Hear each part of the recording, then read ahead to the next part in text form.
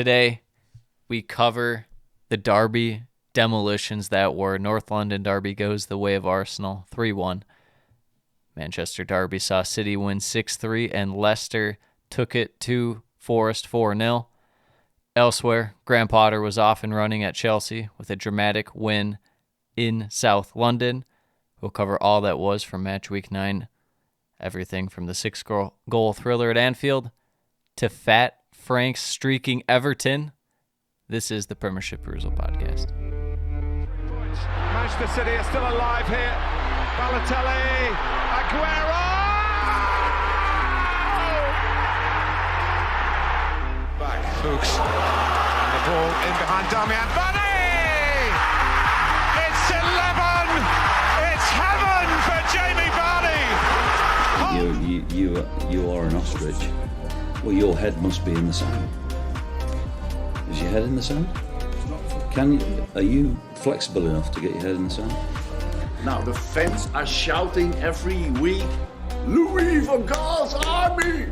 Louis van Gaal's army! Feet after a fabulous start, the game just got away from you there. I have nothing to say. Nothing to say about the game at all. Drama from day one! This is the league we want to watch!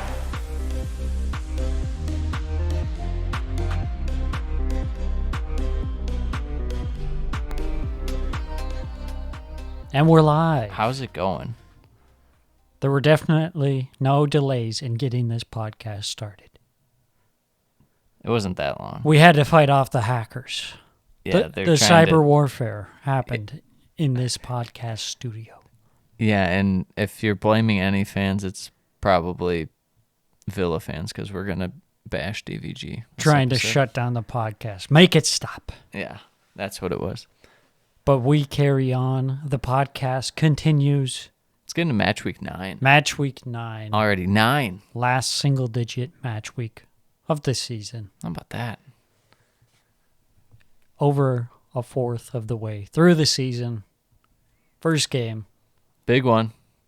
Of the match week. Arsenal versus Tottenham at the Emirates Stadium. To the lineups. For Arsenal, Ramsdale, White, Gabriel, Saliba, Zinchenko, Partey, Saka, Odegaard, Martinelli, Xhaka, and Gabby Jesus. For Tottenham, Lloris, Dyer, Romero, Langley, Højbjerg, Emerson Royale, Perisic, Bentancur, Heung-min Son, Richarlison, no Kulusevski, out injured, Yeah. and Harry Kane. Well, people say that it's because Kulusevski in 2019 or whatever gave an interview. His favorite team. It's Arsenal. So he's not allowed to play against them. Respect. Wouldn't that kind of suck? Like, obviously you wouldn't turn down playing for Tottenham, but like, Yeah, that would if be you had brutal. to, yeah, you have to play like for the rivals of your favorite team. You just have like no emotional connection. Well, I mean, it's funny though, because Kulusevski, Serge Aurier, Arsenal fan, Okay. Bale. Doherty, Bale, Harry Kane. There's a picture of him as a young lad Okay, but there's a lot of wearing that. an Arsenal jersey. There's like the ultimate back and forth is Connor Cody's like apparently a Liverpool supporter, but then there's like a lot of young pictures of him in Everton's academy, and it's like, okay, where does this even? Well, I'll tell you what. You don't see any Arsenal players saying they're a fan of Spurs. Yeah, because everyone says who. Yeah. All right, to the game. To the game. Enough Tottenham bashing. We'll save that for their actual gameplay, which is deserving of being bashed. Yes. I tell you what, Tottenham in this one, I can't believe the lack of energy because they showed that against Chelsea, but the amount of turnovers they had, especially Lloris early on, was like, wow. They just like had no idea what they were doing. Yeah, I wasn't surprised by Arsenal getting started with possession in the first half, but I was surprised just how, like, I guess low energy. They didn't really seem all that up for the match. Tottenham. That's how they were against Chelsea too. They just were content to have it taken to them. I mean, I guess when you play that sort of style, Yeah. maybe more The only way to likely. get up is like if the other team's kind of piling on, and you catch a break or something here and there, and you have a counter. But there's nothing going forward for Tottenham until probably like 20 minutes in, if that. Yeah, a little later. It really came like after Arsenal scored the first goal. Yeah, the Partey banger. 20th minute. What was it? After a corner kick? I can't remember exactly, but it fell to Partey on the edge of the box, hits it. First time, just a beautiful curling effort. Unsavable. Yeah, not getting to that one, Mr. Lloris. I just remember that Ben White laid it off to him. That's all I remember. Yeah, I think it was a corner, but I can't be sure. And then after the Arsenal goal, Tottenham woke up from their slumber somewhat, went down to the other end, got a penalty, the foul on none other than Granit Xhaka. Yeah, Tottenham kind of right before their goal, they kind of worked a nice counterattack, and they got a chance, and Perisic ripped it wide, and it's like, oh, man, you feel like if you're going to have those couple chances, you got to take advantage of them. Yeah. And then they came right back down and followed up with another counterattack in which they won a penalty. And Harry Kane slotting it 1-1. The man who scores like a ridiculous amount of penalty goals. He does. In the North London derby. Yes.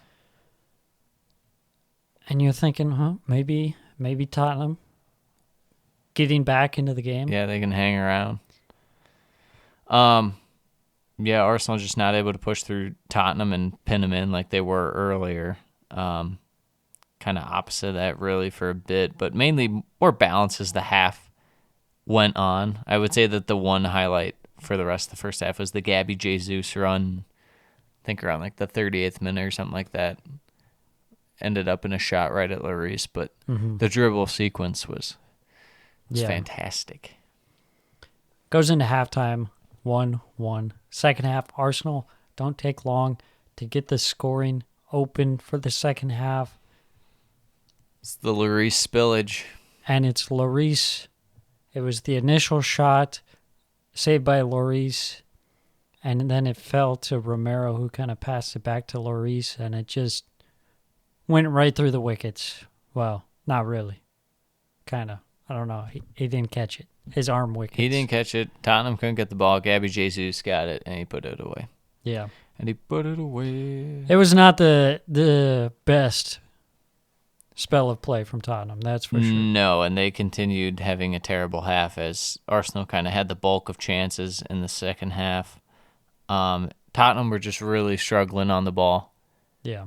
And this is one of those games where it's like if you're down, it feels like at one point the other team's going to try and shut up shop and just kind of give you possession of the ball, but Arsenal kind of just suffocated Tottenham. Tottenham not really able to do much on the ball. And this just kind of shows Tottenham's midfield is not that great. And it seemed like, there'd be a time where Tottenham would have a counterattack.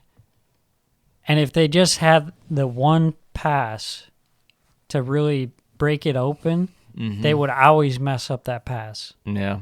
And it would just dissipate the counterattack. You know who I didn't notice really in this game that much? Richarlison. Yeah, him too. Son? Yeah. Yeah. But he had a hat-trick against Leicester. Yeah. I thought Son was not very good. Had a lot of bad passes. He actually has like 2 goals less than Gabby Jesus, sweetie, okay? So his season's just as good. Stat boosting. Yeah, against Leicester. And then Martinelli. Big defining moment in the match. Little nice sequence there between him and Xhaka. I mean, it was mainly Xhaka, but Martinelli on my fantasy team. Yes, sir. Get in. Yes. But we missed the red card. No, well, we don't need to talk about it. Who honestly cares? I mean, would it have made a difference? Probably not, but it sealed the deal, Yeah, it's Emerson Royale. He's so stinky. He is really bad. But break down the red card. Red card, Emerson Royale just goes flying in a challenge on, I forget who it was on. Was it Martinelli? I think so. Martinelli. Yeah, or maybe Saka. Just a terrible challenge I mean, nowhere close to getting the ball somewhat high up. Mm-hmm. Some people were saying, well, is that a red? But it's just like the Hank school of thought is like, Yeah, if should you're he be so making that change? Yeah, no, he shouldn't, and that's No. why it should be a red. Yeah. Yeah, Arsenal go to win 3-1. 3-1, yep. Get the third goal. Granit Xhaka, like you were saying, nice link of play. Granit Xhaka, Mr. Goal scorer this year. Yeah, what can you say? He's trying to go for the Yaya Toure season. Hopefully next season he doesn't like fall off a cliff then. Yeah, impressive win by Arsenal. There is something about Tottenham's lack of intent in these big games that they've had so far this year. Where it's just like, I don't know. I guess they're going to have to be like the Wenger Arsenal teams towards the end where it's like they got all their points against the bad teams and then You the lose big games. every It's big game. yeah. I just think it's got to be so like demoralizing the way that they play. Yeah, because I mean, you would like to think that you have quality, but yet Yeah. you're clearly don't because you have to sit so far in and only play on the counter. Yeah, especially in a away match, where the home team is dominating possession, the fans are behind the home team, and you have nothing going for you. You just got to sit back and try and weather the storm, maybe get a counterattack. Are you worried about Tottenham's chances to make the top four? Not worried, but I guess at this moment in time, would you say what's more likely, Tottenham or United? Probably Tottenham, 5 points ahead of United. What about Liverpool? Tottenham or Liverpool to make the top four? I still feel like Liverpool just has more quality, but it all comes down to the injuries with Liverpool, really. Yeah. I mean, feel like Liverpool really don't have luck on their side at all this year. well, I mean, there's luck and then there's like being unprepared, Well, yeah, but I mean, look at last year they had luck on their side, and that's how they were able to string together so many of these wins. Now this year that they're not getting quite the same bounces, so I think it's fair to say they don't have that luck on their side. But I get what you're saying. Yeah, it's like if you go in the year with not many guys and you go in with those guys and they're injury prone, it's like you're asking for it, but at the same time it's, Yeah, I don't think that's unlucky necessarily at that point. That's fair. Because you had the maybe opportunity it's just last to year plan for it. maybe last year it's just they were super lucky. They were Now this lucky. year it's regular. Yeah. But, this yeah, year I'm just it's kind wondering of if like the law of averages. I don't know, evening out. Tottenham worry me. Yeah, it's pretty not in a good way. uninspired. I mean, they but- have the least amount of passes into the final third of any team in the Premier League. Yeah. That's bad. But if we're looking at the top teams, you got Arsenal and City at the top, and then you kind of have A little power gap, and it's the Tottenham, rest. Yeah. Chelsea, maybe Liverpool, power gap, United. Yeah, and I mean each of those teams have had games where they have looked pretty bad. So I think it's still there to play for. I don't think anyone's ruled out or necessarily guaranteed a spot of those remaining For sure. teams. This is why I ask. See where we're at with them. Yeah. Arsenal, real quick. Will you give them a 25% chance to win the title? 25%. No way. City 75, Arsenal 25. I think that's where it's sitting right now. I think Arsenal. Until Arsenal actually drop off, then it's until you prove me wrong. Like, I'm gonna have faith in them. I don't know what to tell you. As an Arsenal fan, here's my perspective. I think we've had a pretty easy schedule so far. And I think there will be a reality check coming up here. Well, I mean, you can say you had an easy schedule, but you did miss out on having to play Everton as they're hot. Yes. The hot Everton. Hot Everton. You get to play Liverpool, Leeds. The City game, for whatever reason, says it's postponed. I'm not sure why. Southampton, Forest, Chelsea. It's like Arsenal don't have to play any tough teams ever. I think it's more so like when Arsenal do play those games where, when they play City or something Yeah. and they get beat, how do they respond from that? I don't think we've quite. I mean, I suppose there was the United game, and they bounced back from that.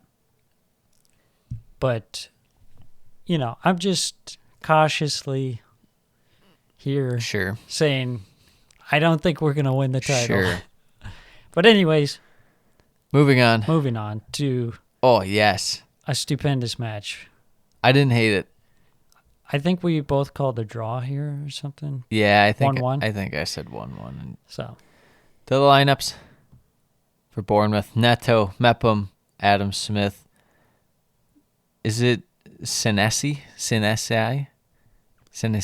I think it's one of those. Okay. So, I just just say know he's all from of them. PSV, the PSV man himself. Just call him Marcos. Even though I think he's from Feyenoord. Marcos. The Dutch man, the Dutch RG. Zwerma, Cook, Lerma, Tavernier, Billing, Solanke, Kiefer Moore. Lerma and Zwerma need to be next to each other. Zwerma? Yeah. Zamora? No, Zwerma. You Shawarma? It's the Zimbabwe accent. You wouldn't know. You're not Zimbabwean like I am. Shawarma? Zwarma, Larma, Schmarma. Brentford, we have Raya, Henry, me, Janssen, Ayer, Jensen, Baptiste, Janelt, Tony, and Buemo, and Damsgaard. Yeah, Brentford mixing it up a little bit after some not so Unfavorable great results. Yes. Brentford really on the attack early in this game, but really hard to find that connecting pass, it felt like. Yeah, the first half, they were fairly in control, but really their only chance was like right away, 3rd minute, Damsgaard forced Neto into a good save. Mm-hmm. Other than that, there really wasn't that much between the two teams. Yeah, I mean, Bournemouth came back and had a good amount of possession for the next 10, 15 minutes, and Yeah. they just weren't getting close to the net, really. Yeah, it was kind of the same thing where they'd have some possession but weren't able to find, I don't know how to call it, but like their efficient spell, like in previous games. It's a lot of times what Bournemouth are able to do in these other games is they're at one point just able to kind of exploit the wide spaces in the pitches to allow them to go more north-south. Yeah. This game, they weren't ever able to go north-south. Yeah. They were constantly going side-side. Then we get the Ayer risky tackle, originally called a pen, reviewed. Pen is not given. This was a weird one. Yeah. Because it was like, well, his first leg takes him out, and then his second leg gets the ball. I thought that it was one of those in American football where they can't officially confirm it, so they leave the call on the field and they say call stands. Yeah. I figured they would have just left this as a penalty because it's it's hard to overturn it, and we did call it a penalty. But if you wouldn't have called it a penalty, it also would have been hard to say, well, that's a penalty. Right. So I figured they would have just left it. But they overturned it. I was kind of a bit surprised. Yeah, it doesn't fall under the clear and obvious. Yeah. But that doesn't mean anything anyway. So, yeah, I thought it should have been a able penalty. to get away with one there. Well, I mean, it's Ayer on Zwarma, but... Zwarma got screwed. Yeah, unbelievable. Chance right before half is Ben Mee, big stop on That was a great Tavernier. Yeah, Ben Mee was fantastic this game. I felt this game, there's something about when it's 0-0 and you might be, it's kind of boring. This game was genuinely, the defenses were just good. Yeah, There's I thought some it was times where the interesting. defenses are just good, and the attack, while it might not be the best, it's not like the attack was just so bad that the defense didn't have to do much to be good. The defense was just superior in this one. I thought it was interesting too because I thought the teams were kind of fairly evenly matched up, and it wasn't just like one team continuously putting the pressure on. Brentford did have more spells of possession, but Bournemouth had their spells as well. Yes. Second half, we have a goal line clearance by none other than Ivan Toney on the Kiefer Moore header. That was crazy. Yeah. It was like that's Matrix style. Right on the line. He's like Just going flick it up. backwards. Just flick the leg up last second, get off the line. Kiefer Moore, your guy, robbed. Yes, absolutely. later in the half, Ivan Toney had a chance off the volley that went just wide. Really good chance. Yeah. Yeah, I mean, just solid defense, honestly, by both sides in this one. Yeah, Brentford really ramped up the pressure, like in the second half of the second half. Yeah. But Bournemouth, solid defensively, maintained their shape. And you know what I really liked about Bournemouth, actually? I thought it was interesting because they decided to opt for Kiefer Moore Yeah. and Solanke Yes. in this one. And I thought that was interesting because, Brentford like to score goals from set pieces. So bring in some extra height. Yeah, And I think it really neutralized Brentford's attack. that's fair. Just get some big bodies in the way, and it'll help out. Finishes 0-0. I guess I learned a bit more about, Brentford in this one. I got a little more reassurance. Not that I needed a ton, but with their defense. Sometimes their defense isn't always the best. Even when they win, they'll allow one. Feels like they don't always keep a ton of clean sheets. Damsgaard, probably one of his best games so far. Yeah, I think it was just a bad matchup, honestly. They both neutralize each other quite well. Yeah. Defenses against attack. Moving on. Next match, Crystal Palace versus Chelsea. The Conor Gallagher derby. Yes. The lineups. Guaita, Ward, Mitchell, Gahey, Klein, Olise, Eze, Doucouré, Ayew, Zaha, Edouard. For Chelsea, Kepa, Yes. the most expensive goalkeeper in the world. Chilwell, Silva, James, Fofana, Jorginho, Kovacic, Mount, Havertz, Aubameyang, and Raz Sterling. What a lineup Graham Potter it put is out there. so weird to see Aubameyang in a Chelsea. It is. jersey.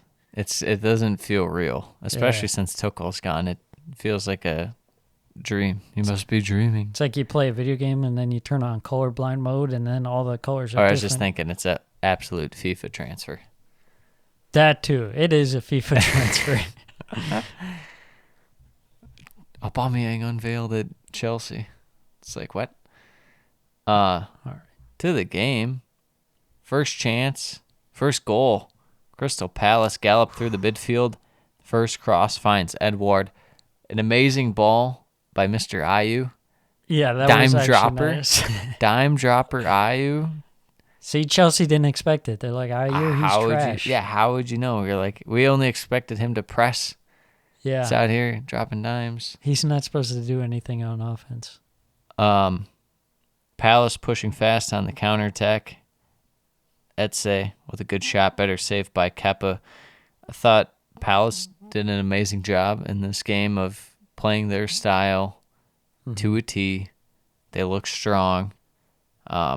Chelsea, on the other hand, kind of patient in attack, making nice runs in behind at the right times. They just couldn't really click at first, but big chance for Mount as he heads it wide. Great ball from Kai Havertz. Mason Mount just still not able to get right. Scored for England during the break, but it's just not going for him right now at Chelsea.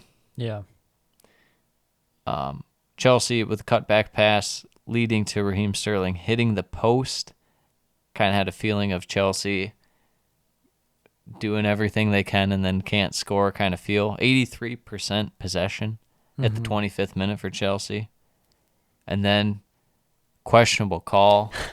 Questionable call in favor of Chelsea. Mr. Silva gets a yellow. Could have, should have, would have been a red. Yeah, that's a tough one. I mean, to grab the Well, ball, touch like the that. ball, trip the guy. Yeah. He's on a breakaway. Yeah, I thought that was interesting. I mean, my first thought was like, I think that should be a red card. Yeah.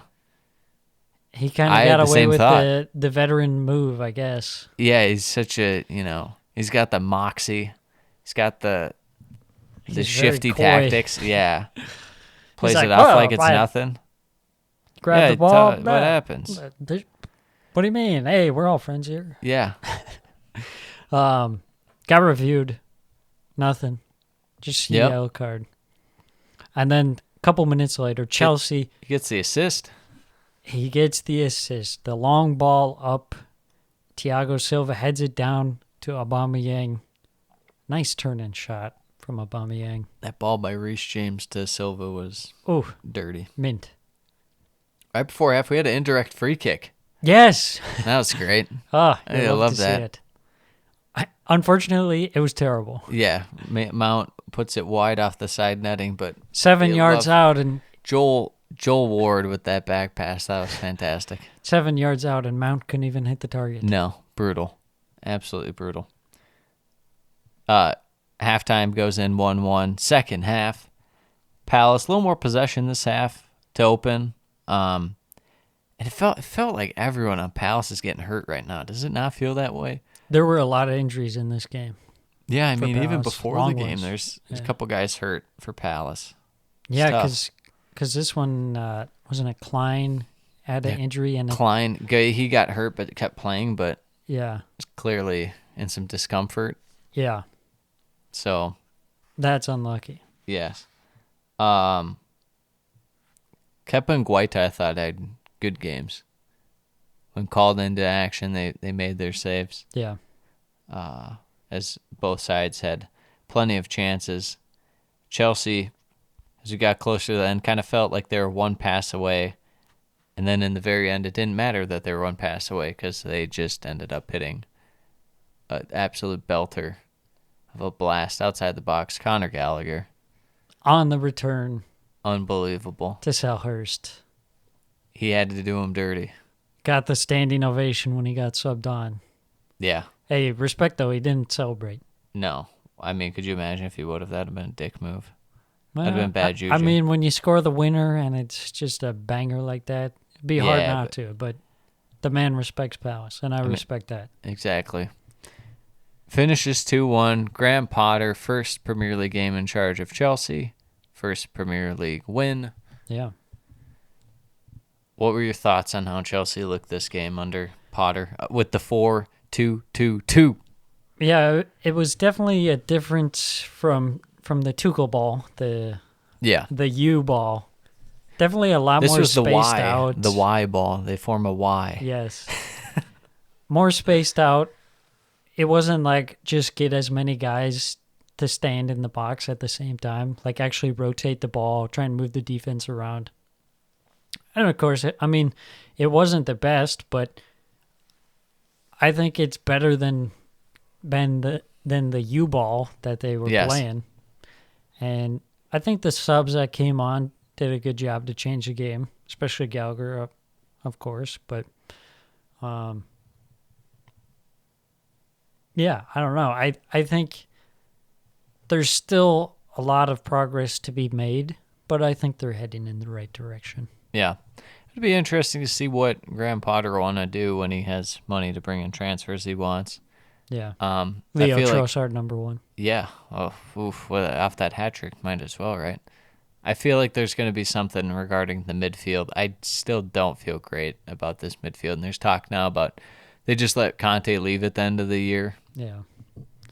Yeah, I think you got to do some retooling, refresh. Yeah. As good as Conte can still be, it's like, do you want to pay that much money to a 32-year-old guy who just, I think, is past it now? Maybe not skill-wise necessarily, but the injuries just don't allow him to be what he was. Right. Yeah, he's not playing every game. Yeah. Yeah, I think that's definitely an area that could be strengthened. And they still need a ball winner kind of guy. Mm-hmm. Then they'll have to replace Jorginho and stuff. So plenty of work to do with Chelsea. As far as Palace go, I still thought they played well. Kind of been the story of their season, playing well, not getting the results. Yeah. I feel like it's going to start to turn here really quickly. Yeah. Next match. Oh, yes. Mr. Rebound, we call Newcastle. Newcastle versus Fulham at the Cottage. Tell the lineups for Fulham. Leno. Kurzawa making his Fulham debut.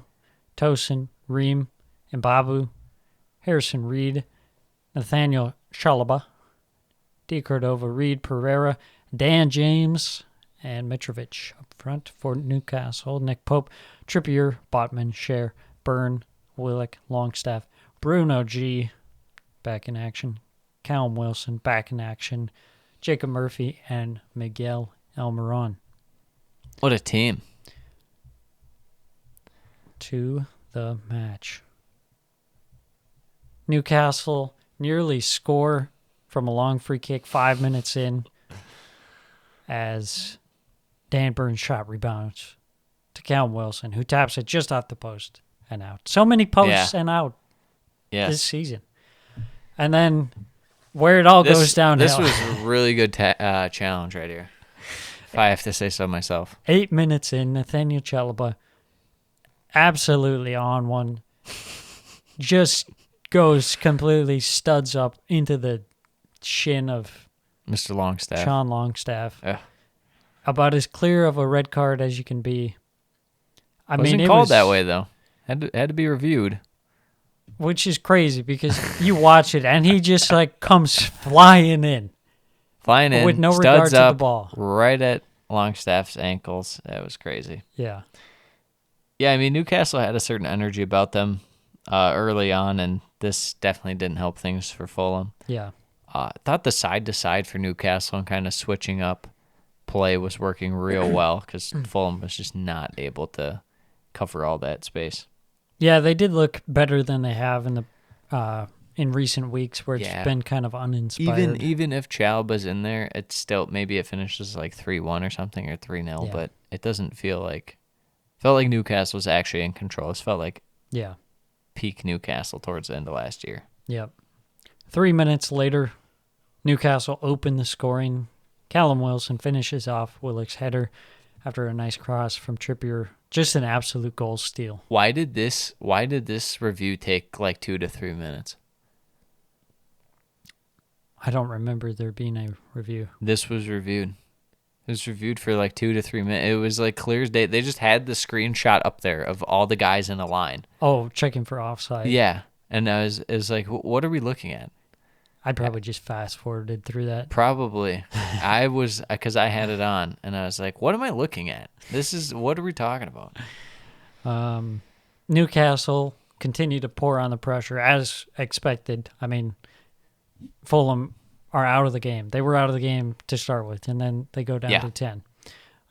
Wilson has an effort curl just over top corner, and then shortly after, Almiron hits a stunning first-time volley. Miggy. Possibly goal of the season. Oh, Miggy, you're so fine. You're so Potentially. fine. You blow my mind. In the 33rd minute. And then 10 minutes later, Sven Botman from the corner. His header gets saved and hits off the post. It falls to Sean Longstaff. Yes. Cleans it up and scores. Gets redemption for Chalaba's tackle on him earlier. Yeah, that marking on that third goal by Fulham, everyone was just standing flat-footed. Bernd Leno made a save, and it just didn't matter. It just simply didn't matter. No. Goes in halftime, 3-0. Newcastle add a fourth of the game, second for Almiron. Nice little tap in. Yep, back post. Back post. Could have had a hat-trick to make it, 5? 5-0. 5, but he was off. Yeah. And then 88th minute, Bobby Reed grabs a consolation goal. Nice cross from Kibano, but it's nice to see Newcastle play this well, but it also kind of sucked because the second half of this game was really bad because they just allowed Fulham to kind of try and play it out. But anytime they got like near the halfway line, Newcastle just was like, no, you have to go backwards. No, you have to give us the ball and we're going to hold it. Yeah. There wasn't much Fulham could do in this one. Nope. It was a rough one. This might be too soon. Too soon for me to call this? Is this the beginning of the end for Fulham's good run? I think Fulham was just fulfilling our prophecy that their defense would start to fall apart. Sure did. Yeah, that was rough. Well, Fulham, I need to see your attack pop off the next game. Otherwise, I'm going to have Marco Silva sacked by January vibes around your team for a while. Absolutely. All right. Next match. Next match. Is it Liverpool? Liverpool and Brighton. Yes, and the Hove. To the lineups. Alisson, Van Dijk, Shimikas, Matip. Shimikas, Matip. Alexander, Arnold, Fabinho, Thiago, Henderson, Firmino, Salah, Carvalho. How does Henderson just start every game? How's that okay? I don't think they have anyone else. Brighton, Sanchez, Webster, Dunk, Veltman, March, McAllister, Caicedo, Estupiniani, something like that. Yeah, I just say Trossard. Estupinan, but I think it's Trossard. Jan. It's my EDM drop right there for Leo Trossard. Trossard Club Mix. Yeah, Trossard, Gross, Welbeck. To the game. Brighton attacking hot and heavy early. Grabbed the lead through 2 Trossard goals right off the bat to start the game. And they even had chances through Danny Welbeck too. Yes. The first one. Just an absolute shocker of a attempted clearance from your guy Hendo. And just fell right into the laps of Brighton. Trossard firing it past Alisson. And then, like you said, Welbeck had the chance. Header straight at Alisson. Trossard had another chance. And Alisson came up with a big save. Yeah. And then he added his second goal in the 17th minute from almost the same exact spot as his first goal. Nice pass from Solly March. Just like that's 2-0, and Klopp is absolutely... This in full force. He is coming up with ways in his mind to make sure that, something went wrong to where Liverpool couldn't have possibly lost. If fair stipulations were in place, Liverpool would not have lost. It's impossible. It's so impressive. Liverpool can't win unless something catastrophic happens to them that makes them play bad. It's truly incredible. Yes. I think they're the best team ever. That's a take. They're the best team. That when things go normal and to Jurgen Klopp's plans, they win and they deserve to win. Mm-hmm.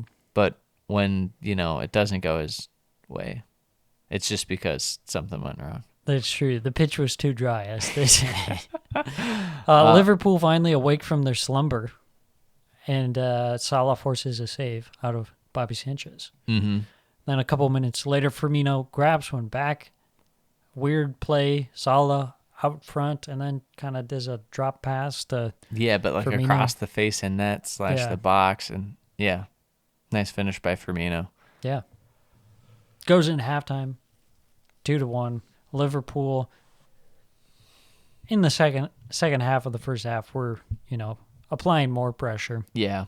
Well, I think what went right for Brighton in the first half is they're really able to break the press and work around Liverpool's press in such a efficient manner. Yeah, they look completely unfazed. Yeah, they're just like in sync as far as a team can be when being pressed by Liverpool in terms of making the right pass and making a quality pass, and the fact that it was the correct decision to make that pass.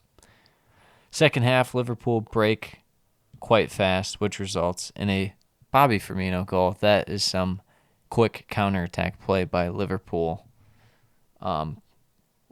Luis Diaz with the assist on that one, if I'm not mistaken. Yeah, after getting subbed on. I couldn't believe he didn't start this match. Well, you got to give your best player a break.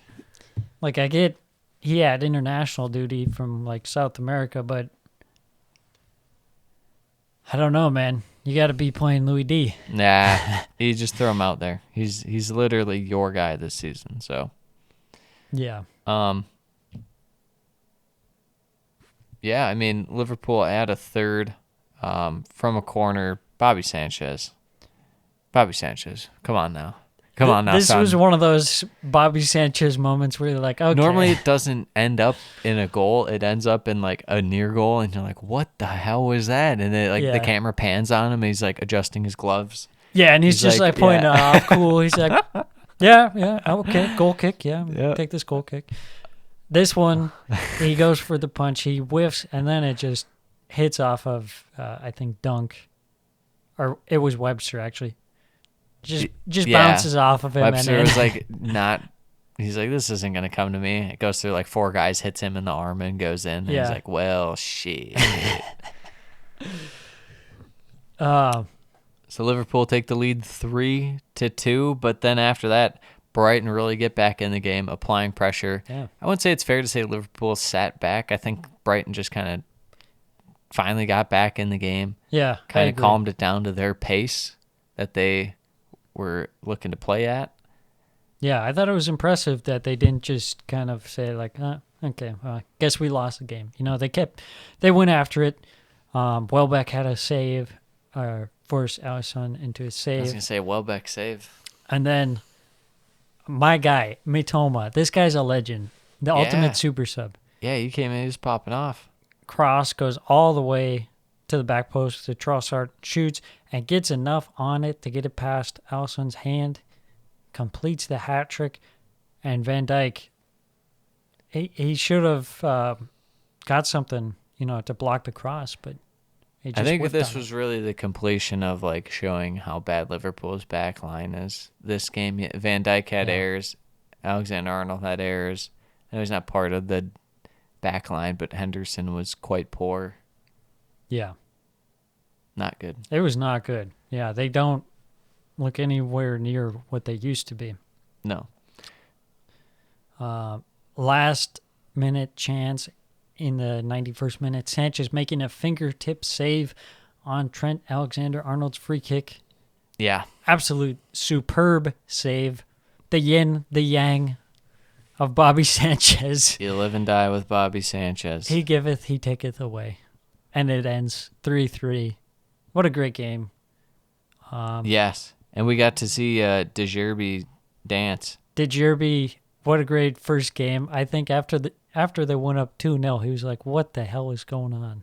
Yeah, he couldn't believe it. What is this He was team so hyped. I inherited? He's like, this team is amazing. I already like his energy.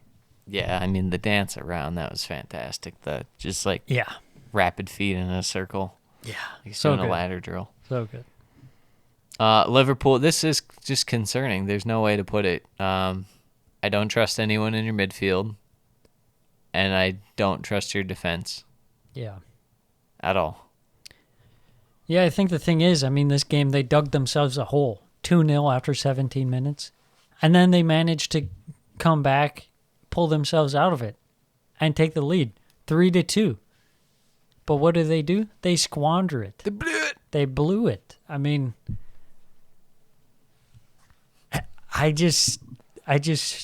don't know what to say to Liverpool anymore. It's all attack and no defense, no midfield. It's like how you'd build an ultimate team. Yeah. Or like how a kid would play like FIFA. They just throw a team together like, this will work. And It's it just like doesn't all-out make sense. attack. Yeah, it doesn't make sense. Your defense is like super crap and exposed. Yep. 100%. As for Brighton, it was good to see them put in a good performance. Given the fact they just had a new manager take Yeah. over and stuff, and to see, he'll keep it simple for them and keep, their kind of style of play going before he implements things. So we'll see. But Yeah, that's what I liked, is that he came out and said, like, hey, they're doing pretty good, so I'm not going to, like, come in here and start changing stuff and, like, move to a back five or whatever, or back four, whatever. Exactly. Change up the system. Moving on. To the game of the future for one team and the game of the past for another. Was Southampton really ever a team of the past?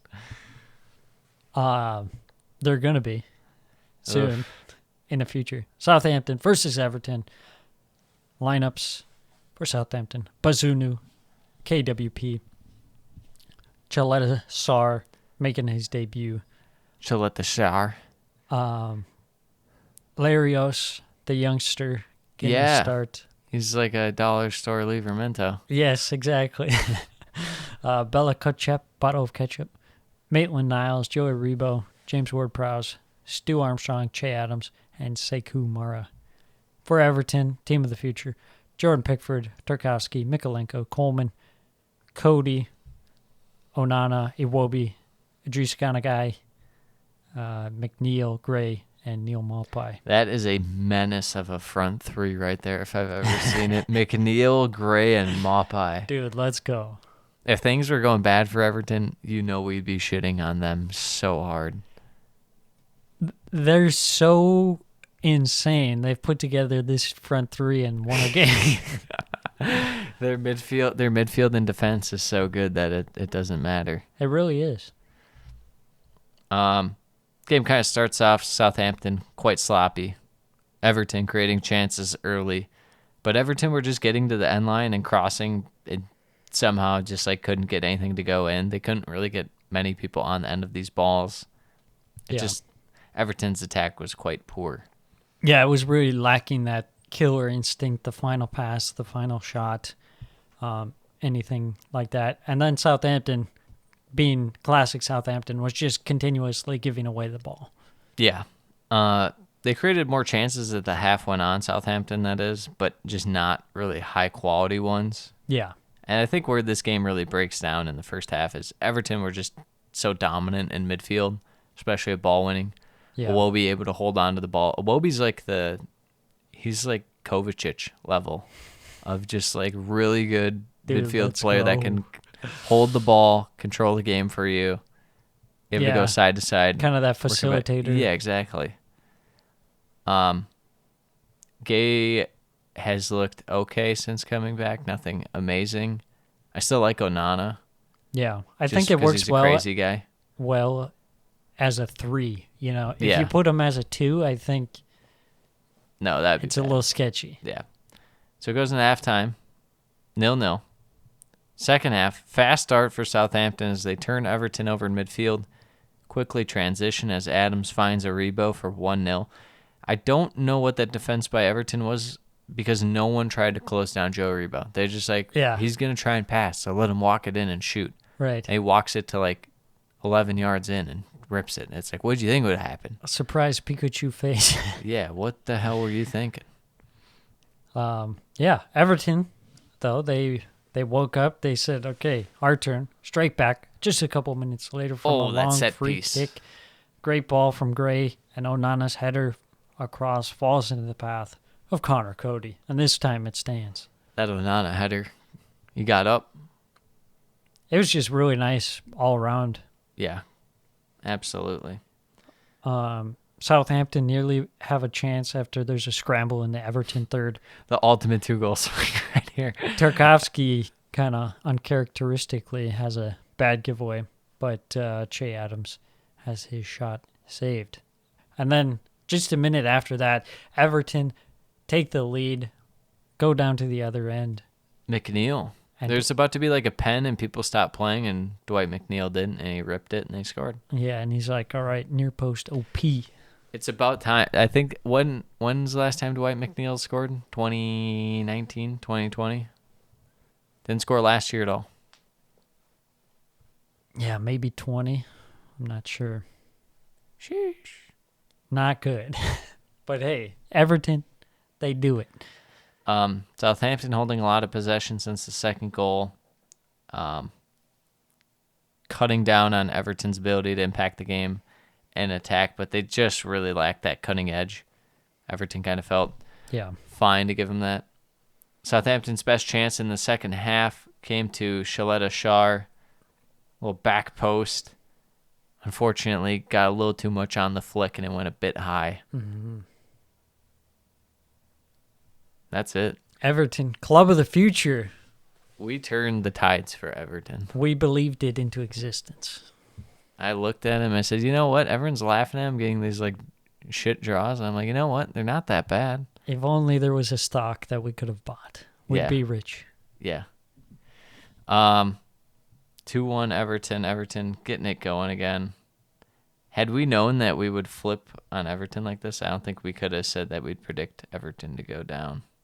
We'd have him back at finishing 14th or whatever we had him originally. True. I mean, it's a long season. Things change. We can at least admit when we've seen something that said, you know what? Actually, Everton, they might not be so bad. And that happens, you know? Yes. But we admit it before other people because we're just that smart. That's true. All right. And on the other hand, you have Southampton. They're coming into their own. Hasenhüttl is about to get sacked, and that's very upsetting. Hasenhüttl, the if they unsackable lose, man. If they lose by a lot to Man City, I guess they're going to sack him. Otherwise, if they don't get a result against West Ham the next week, he's sacked. Yeah. I mean, it really feels like he's dead man walking. Yeah. Which is weird to say because it seems like he hasn't been for a while, but... Well, we brought him up as part of the top 7. And we should... Oh, we'll talk about it in the next game anyways. I was just going to mention that I find it interesting because, you know, Southampton, they brought in reinforcements, but they're all younger guys. Yep. Yeah. So you figure they give more time, but you get more time. Hasenhüttl's a guy that seems like he'd like a little more veteran team anyways. So if Southampton want to go a different way and Hasenhüttl wants to go a different way. And for the last couple of years, Hasenhüttl has not had emotional connections to any of the players. That is honestly so funny that he just like this. That makes sense for why he puts out these like random lineups. Yeah. He's literally just like, this guy hasn't pissed me off in 3 weeks. You can play now again. He like forgets that he was upset at the guy and he's Yeah. like, all right, you're in. I'd like to imagine he just walks in the dressing room and like drops the lineup card and they're like, all right. And then he just walks away. Yeah. He like yells something in a foreign language and then walks out. Like, oh, adjusts his vest and ball cap. And... Yeah. I hope he doesn't leave Southampton, and if he does, I hope someone hires that man immediately. Yeah. Just so I can look at his amazing polos and baseball hats. Moving on. Next game. West Ham Wolves. The premier game. The loser Prime leaves time. the loser leaves town. Battle of the W clubs. How true it was. I know. To the lineup, Sam. For West Ham, Fabianski, Cresswell, Kurt the Cat Kicker, Zuma, Dawson, Carragher. Carragher. That just ain't right. You can't put H's and R's Care. next to each other. Paqueta, Cornet, About Bowen, time. Suchek, Rice, and Skamaka. About time. Thank you, David Moyes. You heard our prayers. You heard our prayers. You You are heard John Lucas Skamaka fan club. Yes. You heard our prayers. We thank you, David Moyes. You know, it's funny you mentioned that because they mentioned on the broadcast, like before it started, they were like, oh yeah, we just saw a group of Flamengo fans, like, here to watch Paqueta. That's amazing. Yeah. I don't know why I said Paqueta. Paqueta. There's no L in No, this. Paqueta. that's okay. You What- called me out for Shawarma. I don't Shawarma. need to call you out for Plaqueta. Hey, we're not here for pronunciations, okay? For Speaking Wolves, of pronunciations, get to these. Sa, Neves, playing the center back in the back three. Oh, Johnny and Kilman. Can we just take That a ruled. moment that this was Bruno Lage's final back line? Neves, Johnny, and Kilman. what an animal. I respect it. He went all out. I don't want any defenders out there.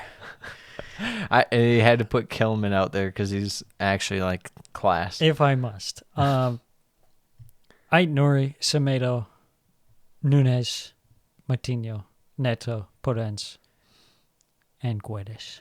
You know what'd be funny, I was thinking about with Wolves, is like how sometimes you'll have like a foreign manager comes in and can't really communicate with the players. Yes.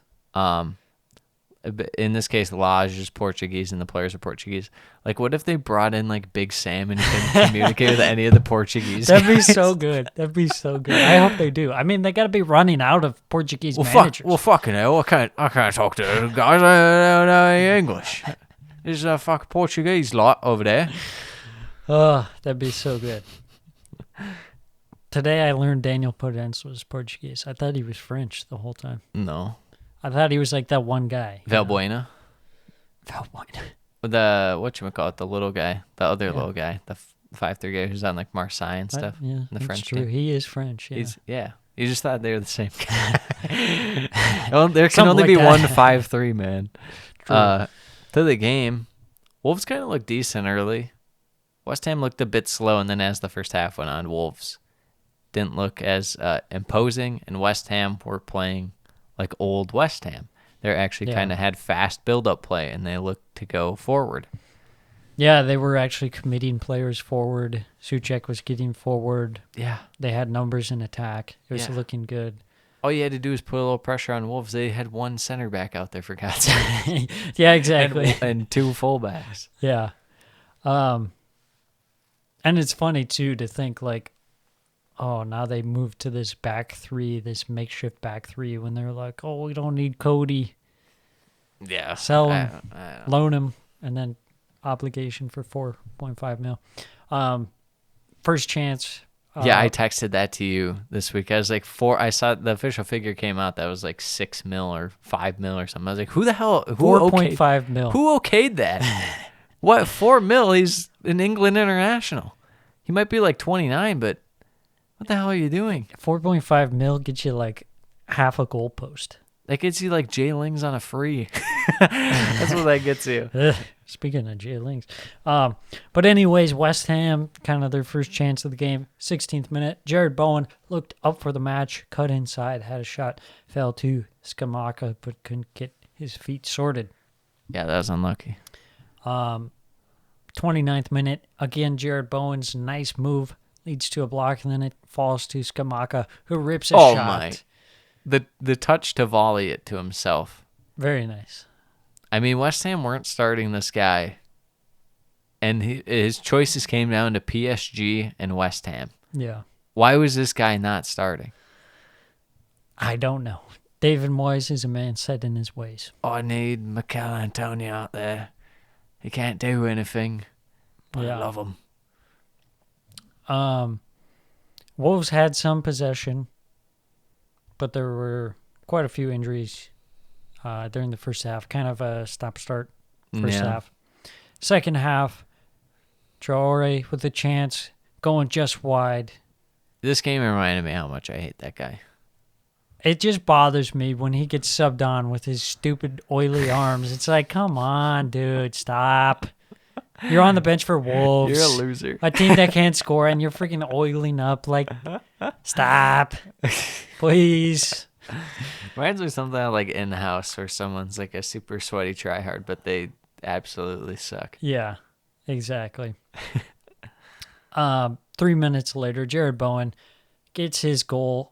Lay cut inside, man. He's the new Arjen Robben. Yeah. Has a little snapshot at the near Saul was post. not ready for that near post rip at all. And quite frankly, I wasn't either. I wasn't either. Yeah. It was unexpected. Yeah. But he looked like he was really up for this match. And yeah, he had a point to prove. yeah. Wolves. And they broke his finger. Yeah, that was pretty messed up. Wolves had some possession, but they were really doing nothing with it, and West Ham were looking pretty solid defensively. Diego Costa got subbed on, Yeah. and he was like, what the hell is going on? He This team kinda scored a goal. He's offside. He had a chance to score another goal, and he headed it just wide. Yeah. Foden scored. He was offside. Wolves were having a tough time staying onside. Yeah. They sure did. And they had a tough time really with any cutting edge in the second half, and that's why they lost 2-0. And that's why Bruno Lage is out. Official. We talked about it. We put him... Yeah. Did you put him second in the power rankings? Roll back the tapes. I think one of us had him second, one had third. I think I had him third. Yeah, possibly. I know I had Cooper. Cooper first. I had Cooper one, which how that man's... we'll get to that. Yeah, that is wild. Who else did I say? Gerrard? I think I had Gerrard too. Whereas you had... I had Hasenhüttl like sixth. I still don't believe he's Did we gonna have get second. 6? I thought we had 5. We had 7. Yeah, I said we ranked, I think. Regardless, Yeah. I had doesn't Gerrard 2 and Lage 3, and I'm pretty sure you had Lage 2 and someone else 3. Moyes maybe 3 or something like that. Yeah. We saw it coming, though. Yeah. A lot of people And other didn't. people were surprised. How long can you get away with not scoring fucking goals? Yeah. Burnley has scored more goals in the Premier League since last April than Wolves. And Wolves have been playing for April, May, August, September, and now the beginning of October. Yeah. I mean, that they've had 3 extra months. It's bad. It's bad. It is bad. But there were rumors that they're going to go after Bunch of different guys. Lopetegui or whatever that guy's name. From Sevilla. After he got sacked from Sevilla. Even before he got swoop him up. sacked, they're just like, you know what? You can come in for an interview. Yeah. There's a couple other guys rumored. Apparently, Steve Cooper was one. If he got sacked, they would have brought him in. I was I like, saw what? he was rumored to Wolves and to Southampton. Yeah. Okay. I love it. I love this like nonsensical stuff that is going on. Yeah. Just like guy gets sacked, like, all right, bring him in. Yeah. We don't care. I would bet it's Lopetegui, but Is he Portuguese? no, he's Spanish. That's what I thought. Yep. So I was He like, managed he was it's the guy kinda that close. managed the Spanish national team right. and had him like undefeated for the longest time. And then right before the World Cup, they had to sack him. There's some controversy. Yeah, they had to sack him like a month before the World Cup. And it was like, wow. Yeah, I don't even remember what it was. I think that's why I hold a contempt for Spain, because I actually liked them and thought they'd do real well that World Cup, and then they sacked him. I was like, why would you do that? Yeah. You idiots. All right, moving on Speaking to of idiots, Sunday matches. we have one bald idiot and one bald fraud. You decide who. To the lineups.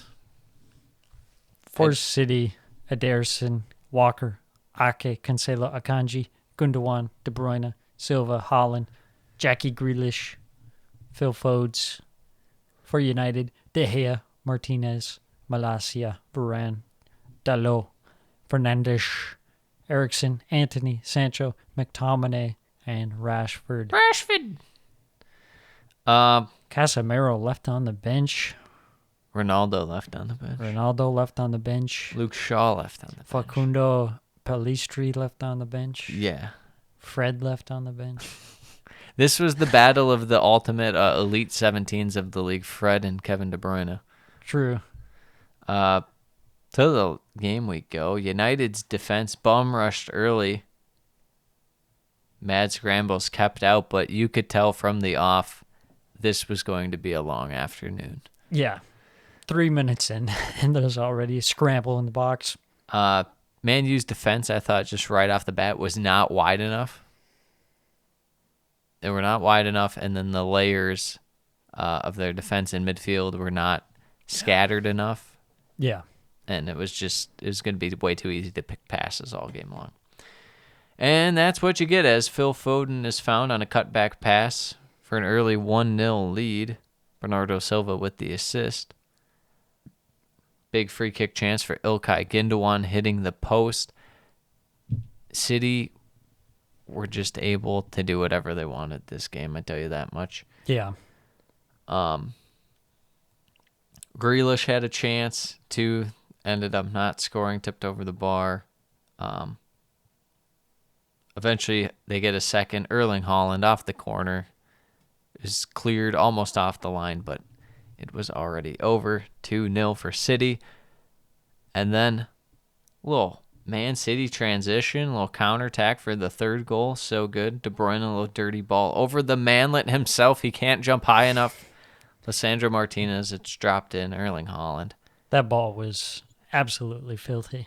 Providing what Sam would call the sauce. The sauce. Erling Haaland roofs it. It's already 3-0. And then for 4-0 right before half, Erling Haaland with a nice little through ball. Another counterattack by City as De Bruyne gets up to Haaland. Haaland with a nice square ball across. Phil Foden wide open. Forski on their head. Yeah, it just looked like every time City was running at the United defense that they were going to score. Yes. Very scary. Goes into halftime. 4-0. United fans leaving the game in shambles. Yeah, but your guy, Sam texts me live during this game, says, where's Anthony? Guy's done nothing this entire game. Invisible. 100 million pound man, my ass. And then he gets an ultimate garbage time goal that does not matter. You might say, well, there's a whole half left. How's that garbage time? It was 4-0. United couldn't even build out of their own half in the first half when City were trying. It's Garbage time. It was a nice goal, but yeah, too little, too late. 64th minute, City at a fifth. Haaland completing his hat trick. Nice cross from Jack Grealish. That makes it 3 hat tricks in 3 consecutive home games for Erling Haaland.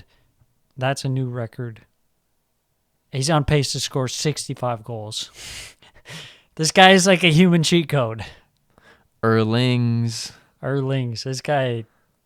He's what Jay Lings aspires to be. He's insane, dude.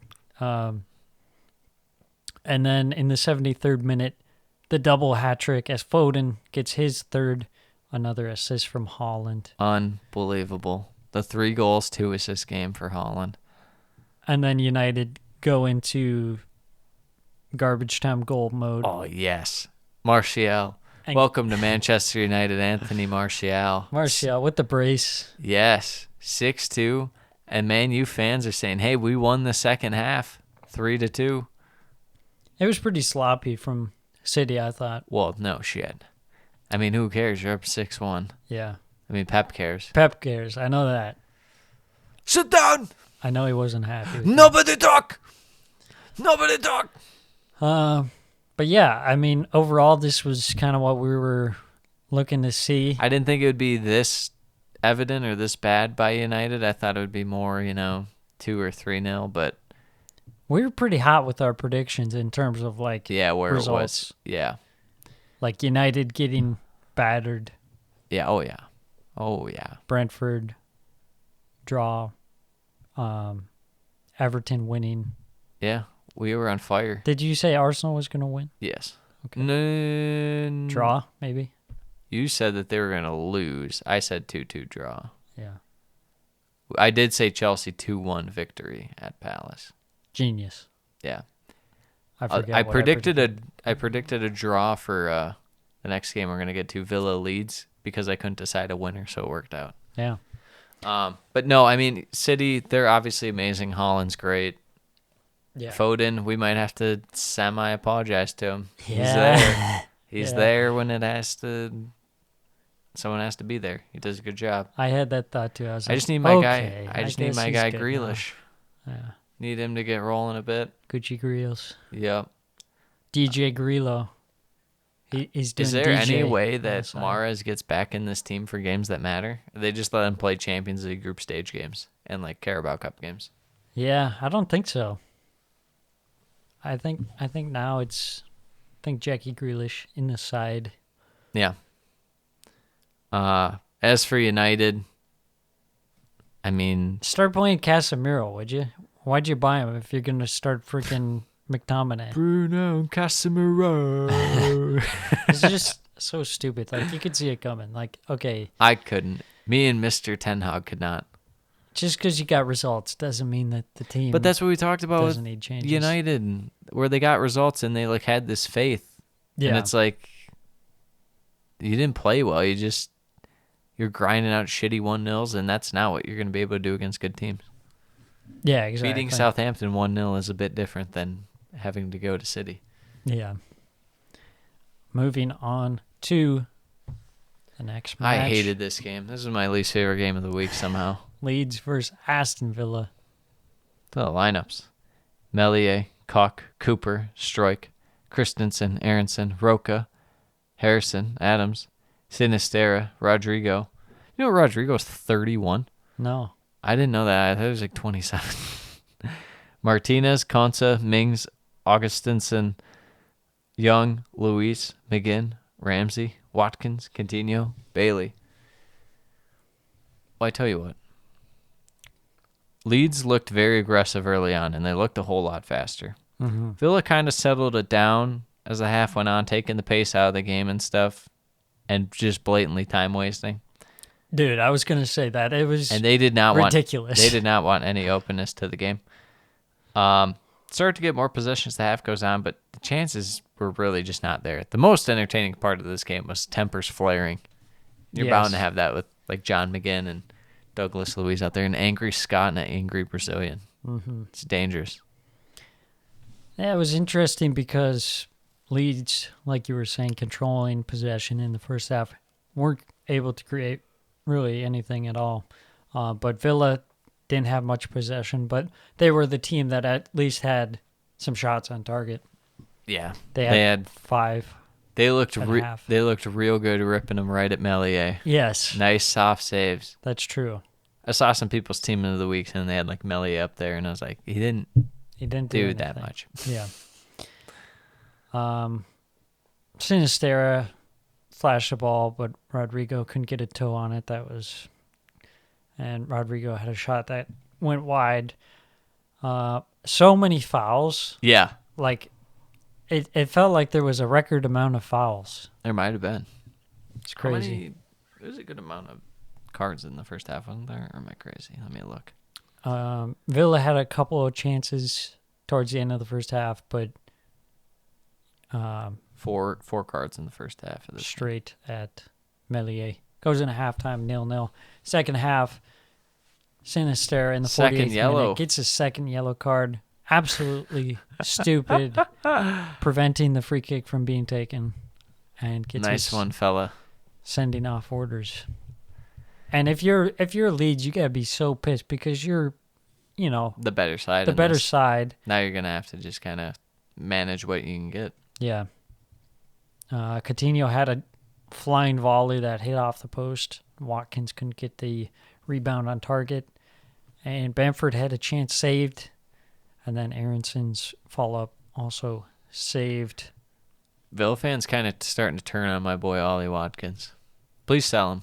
Sell him to any team, and I bet he'll do better than he's doing on Villa, because his Villa side right now is putrid. Hey, unbeaten in their last 3. Hey, Stevie G is at the wheel. yeah, big Mr. congratulations are due for Mr. Villa and Steven Gerrard. Villa. Mr. Villa Gerrard is what we call him. He encapsulates Aston Villa. I don't know. I don't think they'll ever figure out Coutinho, Bailey, Buendia rotation. I don't think they can. Yeah. I don't think Coutinho is really any good anyways. No, I think he should be dropped. Like, for a while. Yeah. So anyways, finishes 0-0. Somehow feels like a disappointing result for both teams. Yeah. I feel more disappointing in Leeds, given how they're playing, and they kind of needed a bit Yeah. of a pick-me-up win to get going again. I would say But Villa, I mean, it's yeah. it's disappointing in a sense because, you could have capitalized on it, too. Yeah, you had a whole half where you're You're going against the Up a man. Leeds shit defense, yeah. and you can't manufacture something. And all you so can muster up is some shots like straight at the goalkeeper. That's nice. That's Yeah. good. I think that's good tactics. So, yeah, a point shared for both teams. Oh, to the final match. Until the final match, some This Monday was Night Football. this was amazing. In like the worst possible way, it was amazing. The last derby of the weekend, Leicester City versus Forest.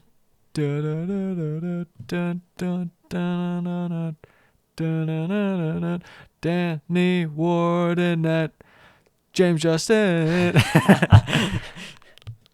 Wout Foss and Johnny Evans Castagna. This is the whole time forcing it. Commit to the bit. Barnes, Tielemans, Madison, Dewsbury Hall, and Ndidi, Vardy for Forrest, Henderson, Cook, Williams, McKenna, Lodi, Gibbs, White, Lingard, O'Brien, Johnson, Kuyate, Awani. Yeah, this one, big chance for Leicester on 5 minutes, but Mr. Dewsbury Hall heads it just wide. Yeah, should have scored. Leicester looking lively early. Many chances for Leicester through, but the crosses just really couldn't find anyone. I don't know how Forest go into these games and don't just sit back Tottenham style. I mean, they kind of get pushed into it. But they not- have any teams like have to do that, Yeah. but they just don't. With that said, they create a chance off the counterattack, and Awaini one-on-one with Ward hits the post. Hits the post. Hits the post. It's crazy how many post hits we've had. Yeah. Yeah, that was a golden opportunity, especially since Leicester was so dominant in that first 20 minutes. And then a few minutes later, a terrible giveaway from Jay Links himself outside his own box. That was great. That was a nice clearance to nobody. Oh, wait, it went right to James Maddison. Leads to a shot from James Maddison that takes a big deflection and goes in. Just 2 minutes later, Harvey Barnes hits for a quick second for Leicester with a nice curling shot from the edge of the box. And then the music is really just... It's just on loop still. Yeah, it's still on loop. They didn't know what happened, and then they just kept playing the song. Nothing better when it just hits like back to back. I mean, it hits different when it does that, and I love it. Madison free kick to make it 3-0. Fantastic. Mint. Nothing Dean Henderson can do about any of this shit. Goes in halftime 3-0. Second half, Forrest creating a couple chances early on, but it truly doesn't matter. Yeah, there was like truly a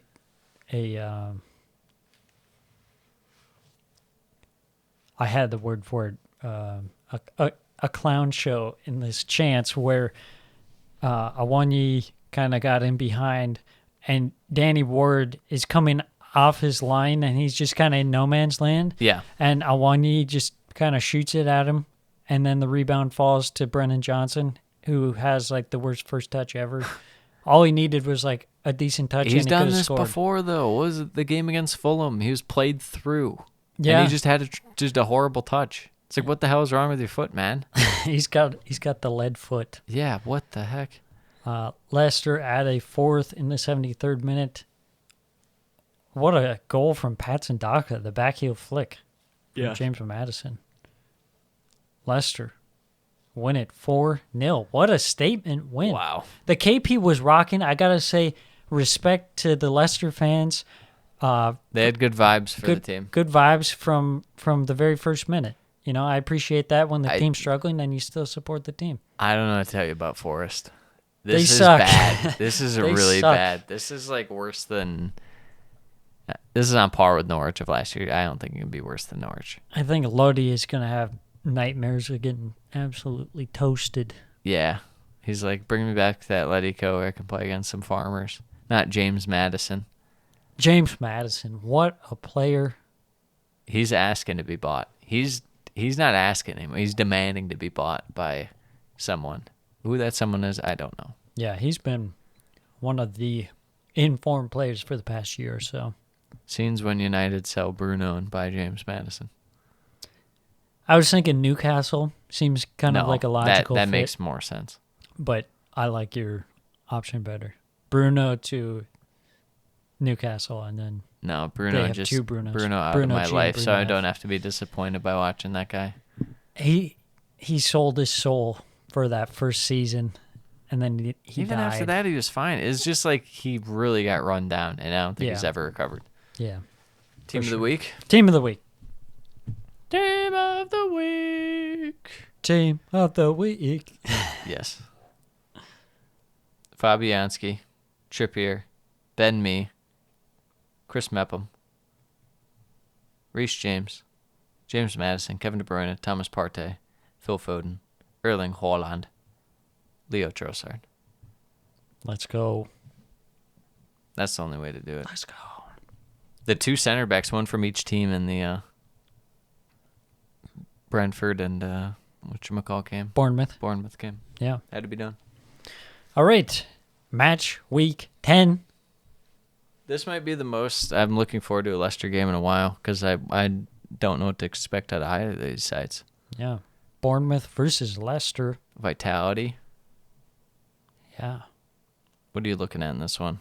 I'm kind of looking more towards can Bournemouth's attack kind of keep with that efficient model they've been going against, especially with going against Leicester's crap defense, which looked okay last game, but that's not saying much. They weren't tested very much. Yeah, exactly.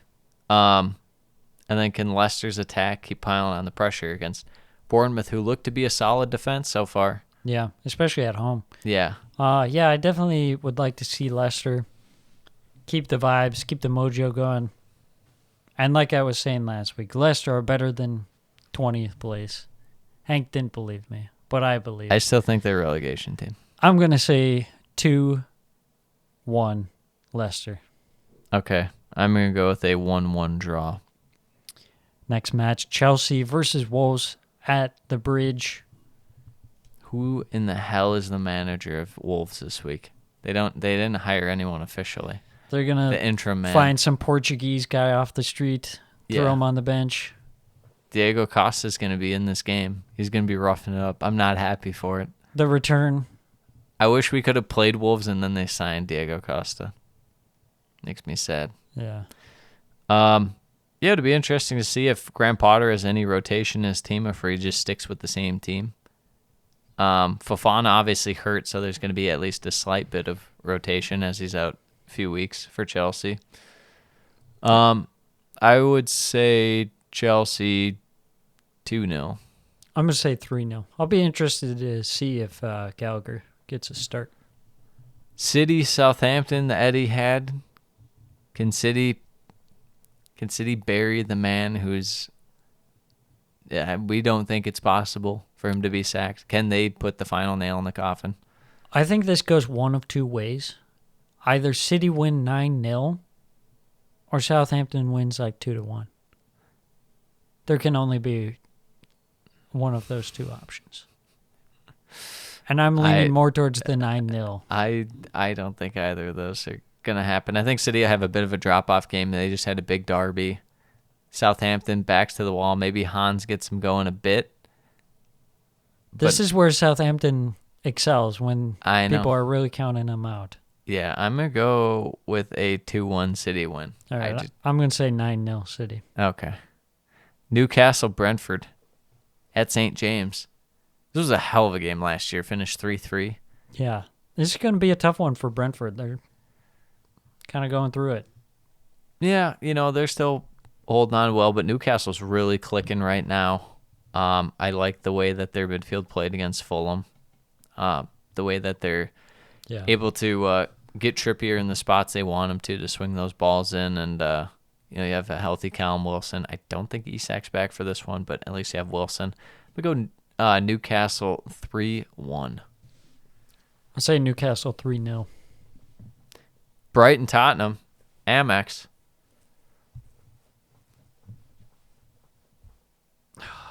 I feel like this is going to be one of those Tottenham games where they just pull it out.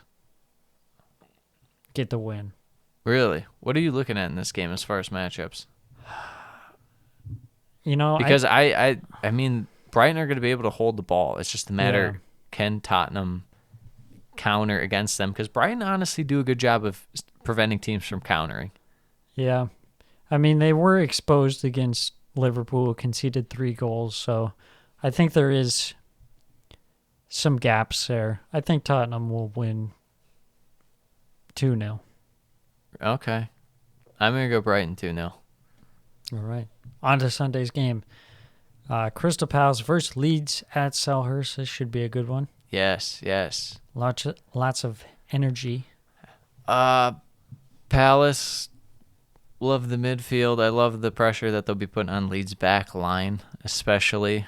I saw the way that Palace was playing an attack against Chelsea. If they're making Chelsea work, they'll definitely make Leeds work. Only way I could see this working for Leeds is if their press is able to kind of throw Palace for fits. Don't think that'll be the case, but it should be an open, aggressive game. I'm going to go Crystal Palace. We'll just go 3-1. I think this one's a must-win for Crystal Palace. They got to get going, get some wins. I think they'll do well. I think 2-0. West Ham, Fulham. Can Fulham bounce back after that brutal defeat? I would like if they're playing someone other than West Ham. I like the way West Ham looked last week. Especially, the way that their attack was looking mainly. Can Fulham are going to have Paulinho back. It'll make it harder on West Ham. That's one thing we True. didn't mention about Yeah. Fulham. You could tell Paulinho was not in there. That's a good Because point. they had no one at one point because Chalba got a red. So I don't feel great about picking West Ham for a victory, but I don't feel great about, picking Fulham to grab a point at West Ham. Yeah. I'm going to go 2-1 West Ham. Mitrovic goal, but I don't feel great about it. I think I'll say 1-0 West Ham. A real grind it out. It's a Thomas Suchek crap header goal off a Something like that. Yeah. Yeah. Arsenal-Liverpool at the Emirates. How can this game be on same time as Everton United? Who the hell came up with that? It's not. Is that one? Oh, my gosh. 1 o'clock our time. Wow. On a Sunday? That's wild. That is weird. It's a late game. Yeah.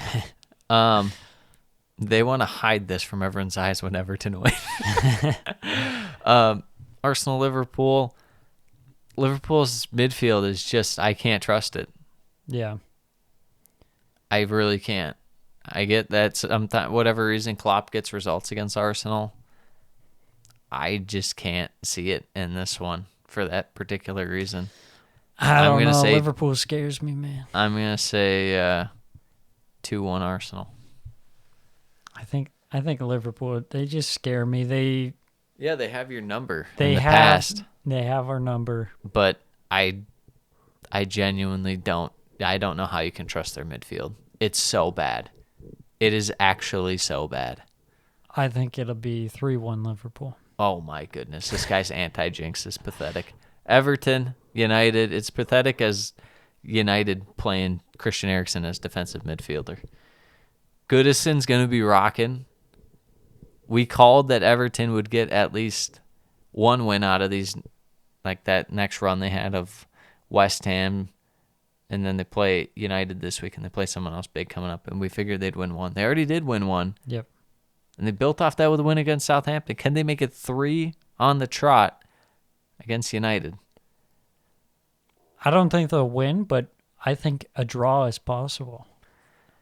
I think that it's going to be one of those games where they probably deserve to win, and I don't know if they get a draw or loss, but I'll just say I think Everton's going to win 1-0. Dude, let's go. I think so. I'm going to say 1-1. Yeah, that's what I was kind of leaning towards, but I'm going to go with 1-0. All right, last one. The Monday night team. Nottingham Forest, Nottingham. prime time. Oh, we didn't even talk about Steve Cooper. So there was a bunch of rumors that he was going to get sacked, and then they come out and they're like, "Hey, contract extension for Steve Cooper." In the ultimate twist. This might be the ultimate Uno reverse card I've ever seen in my life. Crazy. What how does that even happen? You get stomped by Leicester And then in you get, last place. and you get a vote of confidence by here's a contract extension. I bet they sack him by January. Before the World Cup. You think even that soon? Yeah, I think so. I mean, we have when's the World Cup start? November. Start of November? And Like more 10th? like early to mid-November. He's got a good month here. There's probably like a good 5 games. Yeah. I think so. Okay. I think he'll last maybe like 2 games at most, and then they sack him, and it'll be so funny and also sad. I mean, respect to Steve Cooper. I mean, Trying to what see can it you out. do? Tough spot, but yeah. Well, again, we played the one of us is going down / loser leaves town match for a couple games last week. It was the West Ham Wolves one. I think there's just gonna be we're in the part where it's loser leaves town for just the rest of the year. Dude, well, I not for love the it. rest of the year, but a good stretch. And each match this week is- has 1 game. yeah, and that's this one.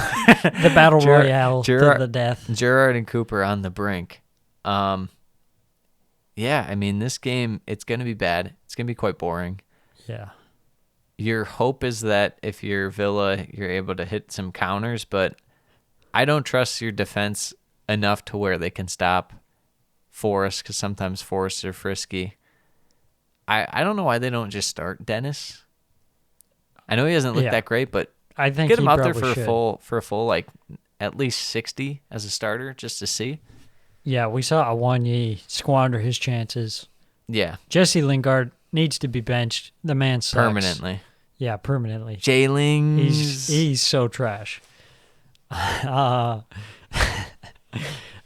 Villa, if they can't score on forced defense, then My boy Watkins is getting a goal in this game. call it a season because If he he can't plays. score against anyone. I feel like it'll be Danny Ings. You think like Ings brace? He boosts his stats to look like semi-respectable because he gets like two in like a game, but like multiple times. He'll have like 3 games where he actually scores, but he gets like 7 goals combined in those 3 games. And you're like, Yeah. oh, he had 8 goals on the year. And you're like, wait, 7 of them came in 4 games. Yeah. So you think Villa's gonna win? Do I think Villa's going to win? Yeah. I guess. Just by the I'm- fact that Forest is pretty bad. Maybe like 2-0 Villa. I'm gonna go with a 1-1 draw. Okay. Yeah, that's I- probably more likely. I don't How feel about good 0-0? about it. No, the defenses are too crap. It might be 2-2, but I'm gonna go 1-1. Yeah. What's your prediction for the week? Who's getting a goal? My prediction for the week. Don't say Diego Costa. Don't say Diego Costa. Don't say Diego I'd Costa. say Diego Costa. I think, let's see. I think we're going to get, I'm not going to say James Madison. That's just No. stupid. Who's scoring for Newcastle? That's your Who's prediction. scoring for Newcastle? Almiron continues. Wilson popping up. I think Wilson will score. Yeah. It seems like anytime he's in the lineup, it's like a 75% chance that he Yeah. scores. Yeah, I mean, we always like Maybe Callum even Wilson. multiple. It's just the injuries with him. So. I'll say Callum Wilson brace just to make it a little more space. Nice. Nice. Almiron last week, Wilson this week. I thought you might go with the Aubameyang hat-trick. And then he's sold to PSG for 25 mil. Double the profit on him. Aubameyang versus Costa. Let's go. What It's a year cursed is it? timeline. Put Aubameyang on Wolves. Give us Diego back. All right. That's it. That's it. Another week in the books. Keep watching on YouTube. Keep listening on Spotify. Keep doing your thing. Until next week, we have Friday match. Friday The match. next one. That'll be exciting. So we'll have a Thursday pod. Yes. A Thursday pod, yeah. Yeah. Exciting. And then midweek match week next week. Oh, yes. Yep. Yes. And Thursday games. No. No. The worst. Yeah. All right. All right. Until Well, next week. Adios. Adios, cyber criminals. Amigos. We're on guard.